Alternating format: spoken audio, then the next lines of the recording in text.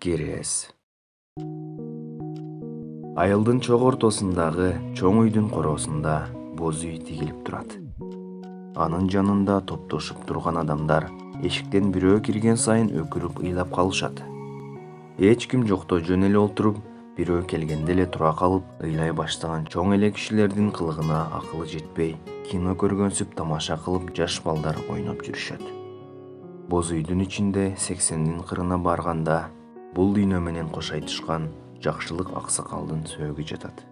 Аты затына жарашкан абышка жараткандын берген өмүрүн жашап, бүгүн жылдыз толгондо үзүлгөн. Кой оозунан чөп албаган момун адам болчу абышка. Бирок бири кем дүйнө деген ушу экен го чиркин. Өз канынан жаралган балдарынан жакшылык көрө албады. Атасы коңуз атпагандын баласы доңуз атат болуп, балдары баары жогорку билимдүү болуп, шаарда иштеп калышты. Балдарынан баар таппаган абышканы кемпири кайтыш болгон соң жалгыз кызы кармалап жүрдү. Чыккан кыз чийден тышкары дегендей, кийинки күндөрү алда жакшы каралаша албай, абышка өз арбайын өзү согуп калган болчу. Эми болсо минтип, тирүүсүндө жатпаган жибек төшөктө суналып, өмүрүндө жамынбаган баркыт менен жабылып, мемиреп жатат. Атанын жүрөгү согуп турганда, бир басып койбогон балдары колдоруна таяк кармап, «Эсил кайран атам о, эми кайдан көрөйүн?» деп ыйлап турушат. Убагында «Ой алжыган атаңа барып эмне кыласың?» деп кадам шилтетпеген орус мөнөз келиндер «Бедный абышка, сиз жок, что будем делать?» деп көз жаш кылымыш болуп отурат. Баарынан да кызыгы жана эртең менен болду. Байкуш атаны сууга алчу адам жок. Же айылдын молдосу келбей, же өлүккө кирчүү сакалдуу бирөө табылбай жатса, мындайда маданияттуу көрүнгөн балдар маданият дегенде ары жыйыштырып коюп, атадан калган жалгыз үй менен кара уйду талашып кирбеспи?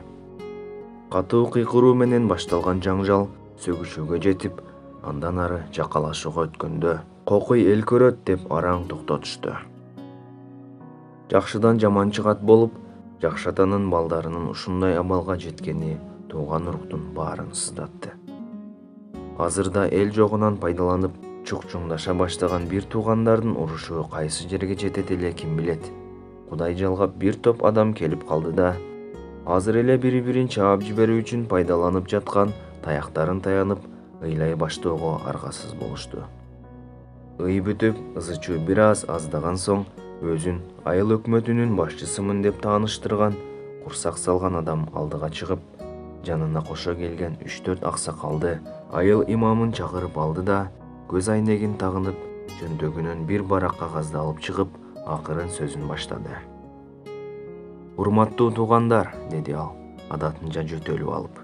«Мен бул жерге биринчиден сиздерге көңүл айтуу үчүн келдим. Атаңардын арты кайрылуу болсун», деп бир аз турду да, аксакалдын өмүрү түгөнүп, анан кайтыш болгонун билбейт окшойт. Калган өмүрүн балдарына жана неберелерине берсин, деп кошумчалап койду. Анан маңдайынан сызыла чыккан терин сүртүп алып, сөзүн улады. «Атаңар кайтыш болоордон 1 ай мурун мага могул турган аксакалдардын алдында ушул кагазды берген болчу. Кагазды берип, качан мен кайтыш болгонумда, балдарымдын баары келген кезде элдин алдында ушул катты окуп бер. Анан мында жазылгандардын баарын аткарууга жардам бер», деп кайрылган. Аксакалдардын ошол керезин аткарып, «Силерге бул катты окуп берейин», деп кагазды ачып окуй баштады. «Кагылайын эл журт, менин сүйүктүү балдарым. Бул катты укканыңарда, картайган абышканын алжыган сөзү катар эмес, ичер суусу, көрөр күнү түгөнүп бараткан атанын акыркы керези катары кабыл кылгыла. Балдарым, силерди бутуна тургузуп, адам кылайын деп, бүтүндөй жаштыгымды, ден соолугумду арнадым. Кудайга шүгүр, баарыңар өзүңөр менен өзүңөр болдуңар. Силер үчүн жасаган эмгегимди эстеп, бир жолу кабар алып койбосоңор да, силерге ыраазымын. Силерди сагынып көргүм келгенде, бала күндөрүңөрдөгү кийген кийимиңерди жуттап, шеримди жазам. Кичинекей кезиңердеги «Ата, биз чоңойгондо апам экөөңөрдү багабыз» деп былдыраган тилиңерди эстеген сайын көзүмдөн жаш кылгырат. Кээде чакырган жерден ала келген этти Бала кезиңердегидей эле силерге деп катып койгум келет. Бирок силердин келбесиңерди эстегенде айласыз гана өзүм жемеш болом. Жай болуп күн ысыган сайын шаар жерде ысыкта кыйналдыго деп силерди ойлойм. Кыш кирип күн сууган сайын печке коюп меш жакчу эмес эле. Балдар үшүп калдыбы деп көңүлүм тынчыбайт. Силерди күндүз оюмдан, түндөсү түшүмдөн алыстата албай жүрүп оорукчан болуп калдым. Эми менин канчалык өмүрүм калды бир Кудайга гана белгилүү. Төрүмдөн көрүм жакын болуп турат. Мен көз жумганда келериңерди билем. Мен үчүн келбесеңер да, менден калган болоор болбос дүнүйөнү алуу үчүн келесиңер.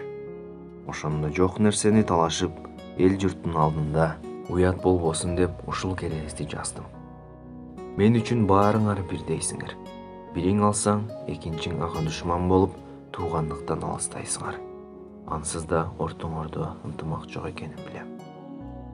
Тирүү кезимде силерди жакшы мамиле менен жашоого үйрөтө албадым эле. Эми өлгөндө да силерди тытыштырып таштап кетким келбеди. Ошон үчүн силерди талаштырып, бири-бириңе душман болуп калууңарга себеп боло турган бул үйдү мечит салып алуу үчүн айыл өкмөтүнө өткөрүп бердим. Аны кайра талашууга намысыңар жол бербестир. Мен аркы дүйнөм үчүн эч кандай жаратылуу кам көрбөдүм. Жараткандын алдына барганда ушул ишимдин бир аз болсо да пайдасы тиер деп үмүт кылам. Уйду баары бир карашыма соесуңар. Анын музоосу менен тоокторду кызымдын балдарына берем деп койгом. Алар келип алып кетсин. Майда чүйдө буюмдарды колдонбосоңор да бөлүп алгыла. Аны көргөндө мени эстеп бата кылып турарсыңар. Эл сыяктуу 3 күн сактабай дароо жашыргыла. Куру намыска берилип, ашыкча чыгым кылбагыла. Баарын молда айткандай жасагыла. Атаң өлсө өлсүн, атаңды көргөн өлбөсүн деген айылдагылар менен мамилеңерди үзбөгүлө. Балдарыңарды жакшы тарбиялагыла. Картайып ал күчтөн тайган кезиңерде карабай таштап кетпесин. Аялыңардын сөзүн уккула. Бирок айткандарынын баарын аткара бербегиле. Аялынын тилинен чыга албаган эркек эч кандай жакшылыкка жетпейт. Акырында айтаарым, ар дайым ынтымактуу болгула. Кантсе да бир ата, бир эненин балдарысыңар. Силерди сагынып, бир көрүүгө зар болгон атаңар.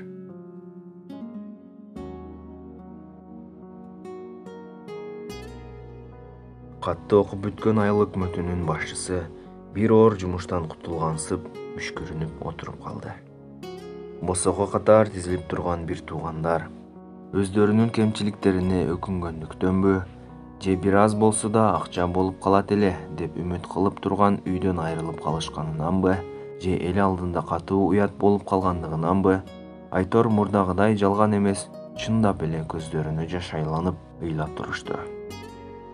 Жакшылык абышканын кайтыш болгонуна анчалык кайгырбаган эл анын калтырган кереезин уккан соң катуу кайгырып, кайран жакшылык, тирүүсүндө да бирөөгө жамандык кылчу эмес, эми минтип өлгөндө да жакшылыгын жасап кетиптир, деп күбүр-шүбүр кылып кетип жатышты.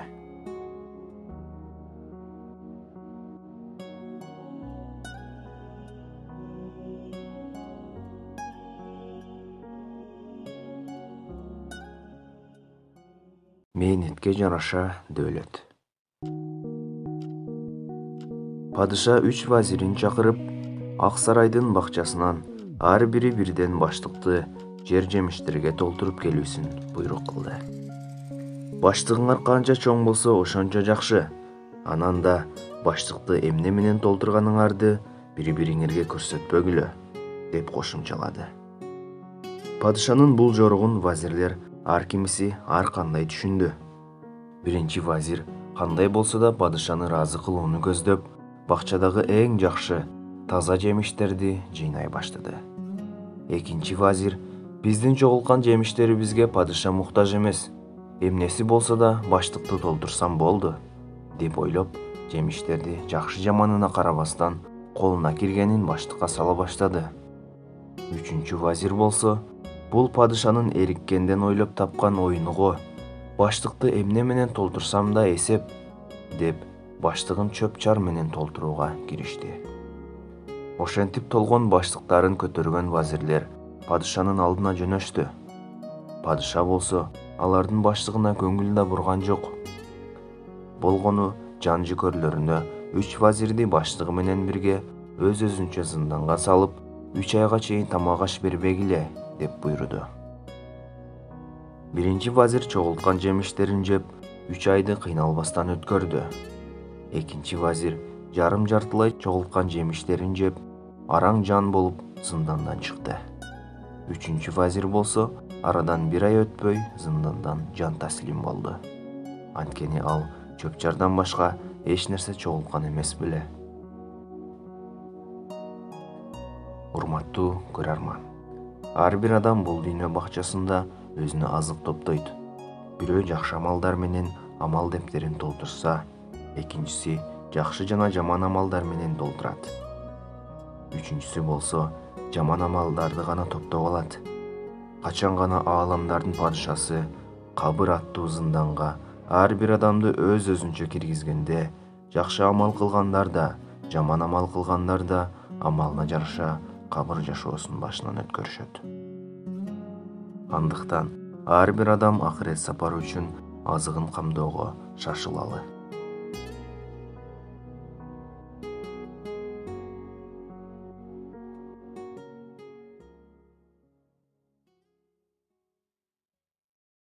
Балыкчынын кызы.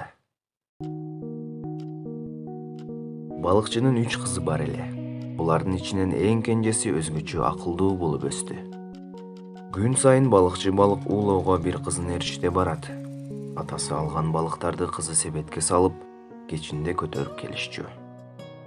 Бир күнү кечки тамак үстүндө атасы кыздарына адаттагыдай кызыктуу окуяларды айтып олтуруп, "Кыздарым, балыкчынын торуна Аллахты эстебеген балыктар гана илинип калаарын билесиңерби?" деп калды. "Балыктар да Аллахты эстешеби?" деп сурады улуу кызы таңдана. "Ооба, балыктар гана эмес, бардык макулуктар Аллахты эстеп, жараткандыгы үчүн ага шүгүр кылып турушат. Бирок биз аларды укпайбыз го?" Ортончу кызы кызыга суроо сурады. "Жаныбарлардын өзүнө жараша тили болот. Алардын сүйлөгөнүн адам баласы түшүнө албайт", деди атасы жылмайып. Эки кызы атасынын айтканын талкуулап, өзүнчө кыжы-бужу боло баштады. Кенже кызы терең ойго чөмүлүп, сөзгө аралашпай тим калды. Эртеси кенже кызына деңиз жээгине баруу кезеги туура келип, атасы менен чогуу барды. Адаттагыдай эле атасы деңиз толкундарын аралай барып, торун таштап, балык ала баштады.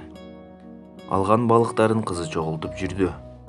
Качан күн төбөдөн кайтканда, атасы суудан чыгып, торун жайып, кызына себетин көтөрүүгө жардам бергени келген ата себетти карап нес боло түштү. Себет бош бойдон туруптур. "Балыктар кайда?" деди атасы таң калганын жашыра албай. "Ата, сиз Аллахты эстебеген балыктар гана торго илинет деп айтпадыңызбы? А мен болсо Аллахты эстебеген балыктарды үйгө алып барып жегенди каалабайм", деди камырабай. "Мен аларды кайра сууга ыргытып жибердим." Өз сөзүнөн кармалган атасы ачуусу келгенине карабастан, кызына ашыкча сөз айта албай, торун сүйрөп үйгө жөнөдү. Бул күнү үй бүлө жегенге тамагы жок ачка калды. Дал ошол учурда аймактын акими элдин абалы менен таанышып жүргөн. Балыкчынын үйүнө келип, алардын жегенге тамагы жоголтурганын көрүп, бир чыны суу болсо да берүүсүн суранды. Кенже кызы акимге бир чыны суу сунду эле, ал аны канганча жутту. Анан чыныга 100 күмүш тыйын салып, "Бул суунун акысы, каалаган муктаждыгыңарга жумшагыла", деп чыгып кетти. Ал чыгып кеткенден кийин үй ичи кубанычка толду. "Мына бүгүнкү балыктын ордуна мобул тыйындар келди", деди атасы кубанып. Кыздары да өзүнчө кубанып жыргап жатышты. Бир гана кенже кызы көз жашын агызып ыйлап жаткан. Аны эч ким деле байкаган эмес экен. Бир кезде атасы байкай калып, "Сага эмне болду? Эмне үчүн ыйлап жатасың? Биз балыктан да баалуу нерсени албадыкпы?" деп таңыркай сурады. "Ооба атаке, бизге Аллахтын бир кулу жакшы көз менен карап ыраазы болду. Биз ага ушунчалык кубандык. А эгер Аллах өзү карап, Өзү ыраазы болсо кубанычыбыз кандай болмок? Мен ушуну ойлоп ыйлап жатам, деди.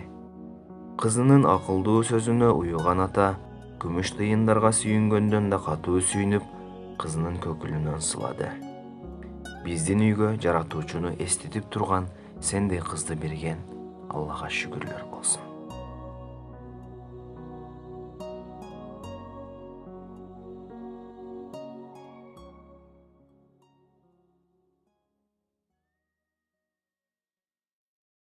Ырыскы. Кудайдын бергенине толук каниет кылып, жокко чөкпөй, барга көппөй жашоосун өткөргөн бир момун пенде бар эле. Ал кожоюнунун кызматын так аткарып, жумуштан түк кечикчи эмес. Күндөрдүн биринде ал жумушка абдан кечигип келди. Кожоюн ага эч нерсе деп айткан жок. Башка иш менен алагды болуп калды окшойт, деген ой менен анын күнүмдүк маянасына бир теңге кошуп койду. Бирок кызматчы буга эч кандай маани берген жок. Эмне үчүн маянам көбөйдү деп бир ооз сурап койбогон кызматчысына кожоюн да ичинен тынып кала берди. Арадан бир канча күн өткөндө кызматчы дагы жумушуна кечигип келди. Анын себебин суроого кожоюн даабады. Болгону кечиккени үчүн күнүмдүк маянасын бир теңге азайтып койду. Кызматчы буга да маани берген жок. Эмгек акысын эмне үчүн азайткандыгы тууралуу сурайт го деп күткөн кожоюн бул жолу да жоопсуз калды. Акыры кызматчыны өзүнө чакырып, кыжаалат болгон суроосун узатты.